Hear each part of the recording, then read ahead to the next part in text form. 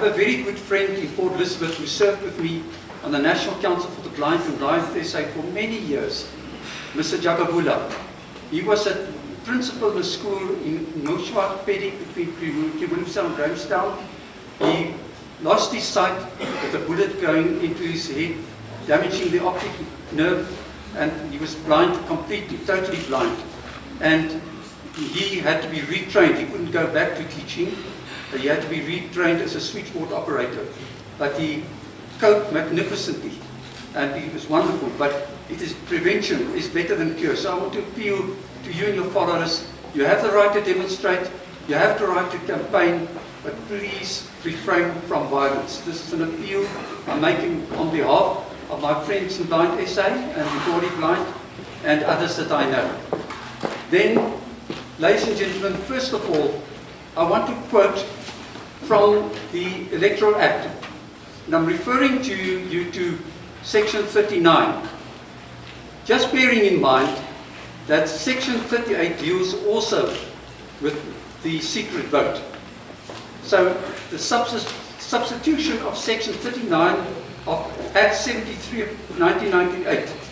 The following section is hereby substituted for Section 39 of the Electoral Act 1998. The heading is Assistance to Certain Voters. 39.1. The presiding officer or voting officer, at the request of a voter who is unable to read, must assist that voter in voting in the presence of A person appointed in terms of Section 85 by an accredited observer, if available, and B, two agents from different parties, if available, that is, as witnesses. But there's another section, 39.2. A person may assist a voter in voting if the voter requires assistance and appoints somebody to vote on him or his behalf. I'm using my own phrase here, interpreting the Act, including blindness or other visual impairment. For people with physical disability, including blindness or other visual impairments. And then B, 2B, the voter has requested to be assisted by that person. What I've done in the past, when I want to demonstrate to you another method, I've always asked my family, my wife or my daughter to vote on my behalf. And many blind people have done that in the past.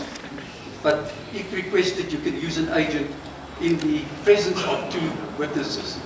But C, 39C, the presiding officer, if you use a person of your choice, the presiding officer must be satisfied that that person rendering assistance has attained the age of 18 years and is not an agent or a candidate of a party.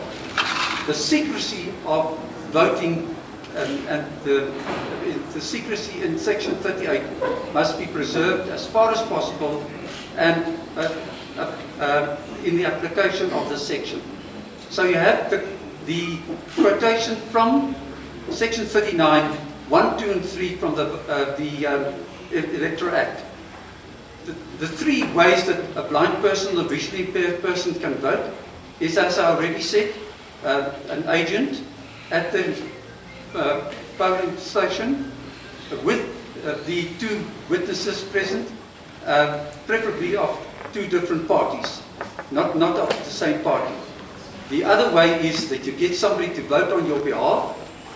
When you come into the voting station, the electoral officer must then be satisfied that that person is over the age